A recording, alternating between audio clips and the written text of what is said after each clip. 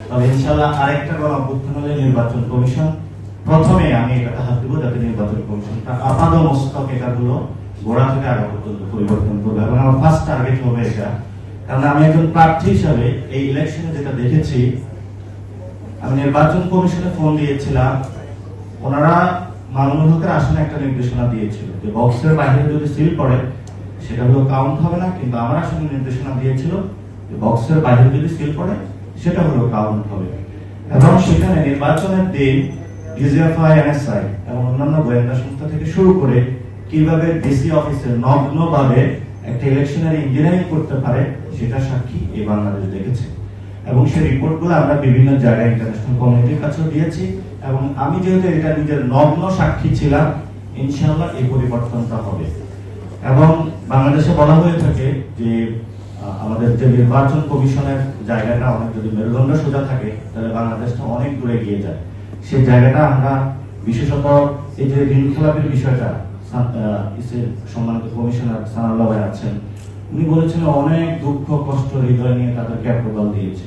কেন? আপনার দুঃখ কষ্ট থাকলেই তো আপনি সংবিধান লঙ্ঘন করতে পারেন না। এটা আপনার একটা কমিটমেন্টের জায়গা, আপনি তাদেরকে ছাড় দিবেন না। এবং এখানে যেভাবে হলো নগ্নভাবে মারামারি হয়েছে ঋণ খেলাপি নিয়ে, ইলেকশন কমিশনের সামনে যেভাবে ঘেরাও দিয়ে তাদেরকে নিয়ে নেওয়া হয়েছে, এটা বাংলাদেশের সভ্য ইতিহাসে এটা এই গণঅভ্যুত্থানের পরে এটা আপনারা করতে পারেন নাই, এবং কিন্তু করেছেন আপনারা।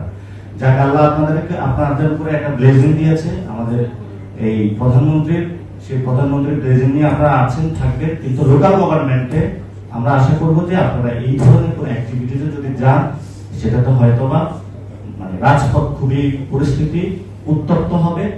সেই সময় যখন আফরোজা আব্বাস নির্বাচন কমিশনের সামনে ওই যেটা হলো বিভাগীয় যে কমিশনার অফিসের সামনে 5 থেকে 6,000 লোক নিয়েছিল, আমি ডাক দিলে সেখানে 50 থেকে 1 লাখ লোক আসতো, তাহলে একটা রক্তাক্ত মারামারি হতো, অনেকগুলো লাশ পড়তো।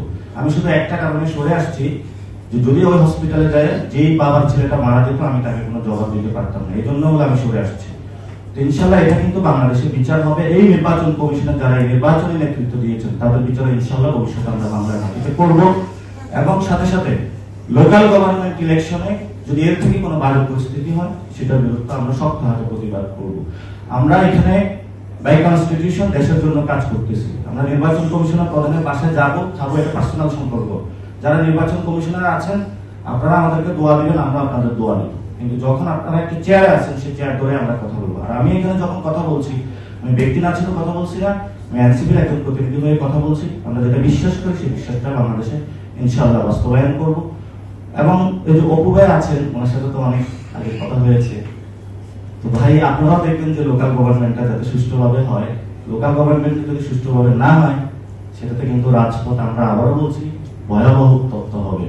এবং লাস্ট যে কথাটা দিয়ে শেষ করব, সাংবাদিক ভাইয়েরা আপনারা সবচেয়ে টাফেস্ট জব এই নির্বাচন কমিশনে করে থাকেন, এবং আপনাদের চোখ কিন্তু ফাঁকি দেয় না এখানে কে দুর্নীতিগ্রস্ত আর কে চোখ বাটপার গুন্ডা এখানে আছে, সবগুলোই আপনারা জানেন। কিন্তু হলো আপনারা হয়তো বা মালিক পক্ষের চাপ বা অন্যান্য চাপে এগুলো বলতে পারবেন না। আশা করবো যে একটা সময় যে যারা রিপোর্টার্স বিমান বর্ডার থেকে আছে, এই ধরনের ইন্টারন্যাশনাল অর্গানাইজেশন সেগুলোর সাথে আপনারা কানেক্টেড হবে। আমরাও সে জায়গায় প্রচেষ্টা করবো আপনাদেরকে কানেক্ট করিয়ে দেওয়ার জন্য। আরেকটি অর্গানাইজেশন আছে প্রজেক্ট জার্নালিস্ট যারা আছে, তারা কিন্তু সাংবাদিকদের নিরাপত্তা দিয়ে থাকে এবং কোন